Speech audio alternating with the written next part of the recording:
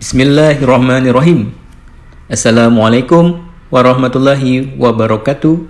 Selamat pagi, selamat siang, selamat sore, dan selamat malam. Nama saya Henry. Dalam kesempatan kali ini saya akan mengulas buku dari Dr. Mustafa Abu Said yang berjudul Mendidik Remaja Nakal, sebagai buku paduan praktis seni mendidik dan berinteraksi dengan remaja.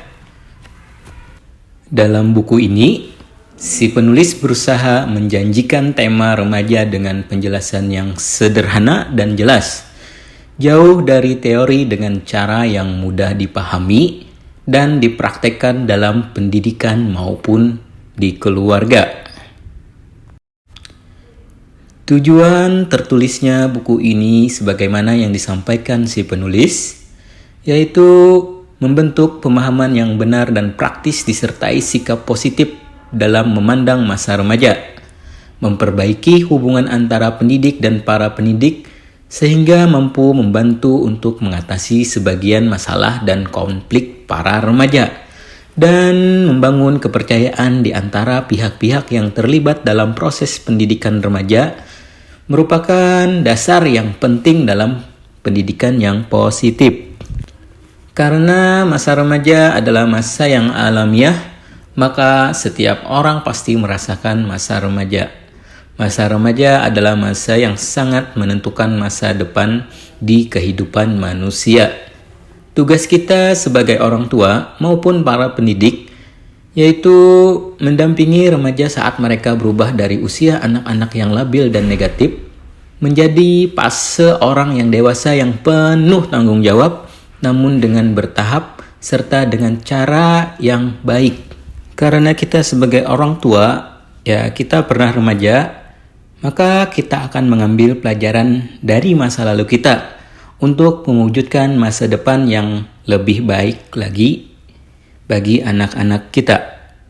Usia remaja dalam Islam adalah usia kematangan dan kedewasaan, yaitu usia pembebanan, usia tanggung jawab, usia keaktifan, dan usia yang penuh dengan produktivitas.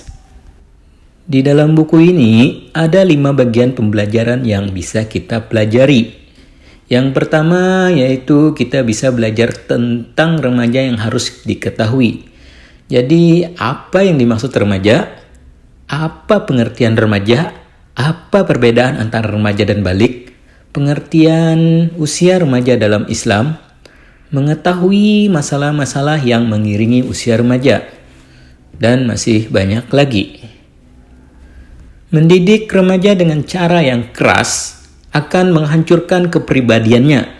Bersikap positiflah dalam memahami perubahan anak Anda dan apa yang terjadi pada mereka di masa remaja. Maka jangan biarkan kebingungan Anda terhadap perilaku anak remaja merusak hubungan antara Anda dan anak Anda. Di bagian pertama ini kita harus bisa memahami perilaku dan sifat remaja, terutama remaja nakal yang harus kita bina. Di bagian kedua yang dapat kita pelajari yaitu memahami konflik dengan remaja, seperti kebutuhan dan apa yang diinginkan oleh remaja, hilangnya peran orang tua dari kehidupan anaknya, bagaimana cara kita berinteraksi dengan mereka, langkah-langkah melatih anak remaja untuk disiplin. Anak remaja tidak belajar secara cepat, namun secara bertahap dan butuh waktu. Pendidikan memang membutuhkan kesabaran dan kebijaksanaan, dan perlunya hubungan yang harmonis antara orang tua dan anak remaja merupakan hal yang penting dalam mendidik kedisiplinan. Pembelajaran yang ketiga yang bisa kita pelajari dari buku ini yaitu pentingnya motivasi dalam kehidupan remaja. Setiap kali anak remaja mendapatkan dukungan dari orang-orang di sekitar mereka, kepribadiannya akan tumbuh dengan baik. Motivasi salah satu kebutuhan manusia. Tanpa melihat umur yang telah dilaluinya, terlebih anak remaja yang sangat membutuhkan motivasi. Jika seorang remaja kehilangan motivasi dari keluarga, maka ia akan mencarinya di luar rumah. Dan kita tidak bisa menjamin bahwa motivasi yang berasal dari luar merupakan motivasi yang baik untuk mereka. Peran kita sebagai orang tua dan para pendidik yang sering memotivasi akan membantu anak-anak menerima kesalahan dan belajar dari kesalahan-kesalahan tersebut. Di buku bagian ketiga ini kita dapat belajar bagaimana cara memotivasi para remaja. Kata-kata yang bagus yang bisa kita pelajari di buku ini. Adapun bagian keempat dari buku ini yang bisa kita pelajari yaitu keterampilan berkomunikasi yang efektif. Tentu kita tahu komunikasi adalah keterampilan yang paling penting dalam hidup. Di bagian ini kita dapat mengetahui 9 alasan berdialog dengan remaja, 9 langkah agar memiliki keterampilan berdialog, 5 hal yang merusak dialog dengan remaja, 5 karakter mendengarkan yang positif, 6 manfaat mendengarkan yang positif, 10 cara memperbaiki keterampilan mendengarkan yang positif. Bagian kelima atau bagian terakhir dari buku ini yang dapat kita pelajari yaitu pentingnya lingkungan yang mendukung. Apa itu lingkungan yang mendukung? Di buku ini sudah dijelaskan. Dan lingkungan apa yang kita harapkan untuk para remaja? Jawabannya juga ada di buku ini. Jadi di buku ini sangat membantu untuk para orang tua maupun para pendidik.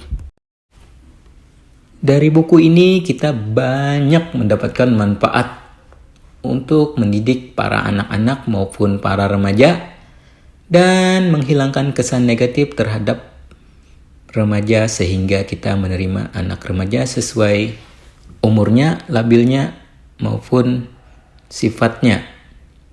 Namun sebenarnya ia tidak melakukan kesalahan maupun penyimpangan. Buku ini hadir sebagai langkah penting dalam membangun proyek pendidikan secara praktis dalam hal bagaimana memiliki keterampilan berinteraksi dengan anak remaja. Membangun wawasan pendidikan yang positif yang mampu membantu keluarga untuk menjadikan usia remaja sebagai usia muda yang normal, efektif, dan positif. Jadi buruan baca buku yang sangat bermanfaat ini. Demikian dari saya. Mohon maaf bila ada penyampaian yang kurang berkenan atau kurang jelas. Dan terima kasih sudah bersedia melihat video ini. Semoga bermanfaat bagi kita sebagai orang tua maupun para pendidik. Wassalamualaikum warahmatullahi wabarakatuh.